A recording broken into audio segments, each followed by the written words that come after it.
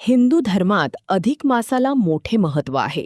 भारतीय संस्कृतीचे जतन करताना भावी पिढीवरही त्याचे संस्कार व्हावेत, संस्कृतीचे जतन व्हावे. या अनुषंगाने महामंडलेश्वर श्री इंद्रदेवेश्वरानंद सरस्वतीजी महाराज यांच्या भागवत कथेचे आयोजन करण्यात आलं आहे. श्रद्धा लॉन्स येथे 31 मे पर्यंत हा धर्म सोहळा साजरा होत आहे. या पार्श्वभूमीवर श्री इंद्रदेवेश्वरानंद सरस्वतीजी महाराज यांच्या हस्ते अभिषेक आणि महापूजा करण्यात आली.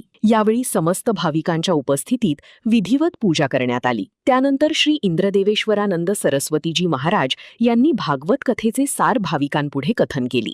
या कथेतील विविध पैलूंचे सादरीकरण होत असताना भक्तगण त्यात रममाण झाले होते. नमस्कार, मी अविनाश अमृतकर. आज श्रीमद भागवत कथा चा दुसरा दिवस आहे. कालपासून भागवत कथा सुरू झाली आहे. संत श्री इंद्रदेवेश्वरानंद सरस्वतीजी महाराज यांच्या वाणीतून आपण ही भागवत कथा ऐकत आहात.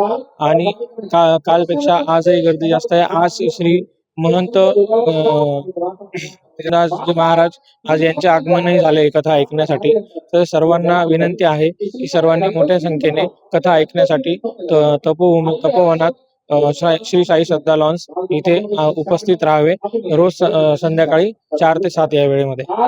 जय श्री राधे. आज भागवत कथेचा दुसरा दिवस आहे. तर आज भाविकांच्या प्रचंड प्रतिसादात आणि याच्यात नाशिकच्या तपोभूमीत अधिक मासानिमित्त भागवत कथा चालू आहे. तरी सर्वांनी ज्ञानरसाचा आणि पुण्यरूपाचा लाभ घ्यावा. आज द्वितीय दिवशी भक्तिचरणदासजी महाराज महाकुंभ प्रमुख यांचं आज आगमन झालेलं आहे. त्यांच्या हस्ते आज पूजाविधी झालेली आहे. तरी सर्वांनी आज इथे नाशिकमध्ये हजेरी लावे. 4 ते 7 संध्याकाळचा प्रोग्राम आहे. तरी सर्वांनी कार्यक्रम उपस्थित पुण्यरूपी सर्वांनी सर्वांचा लाभ घ्यावा आणि वाढवावा. जय श्री राधे.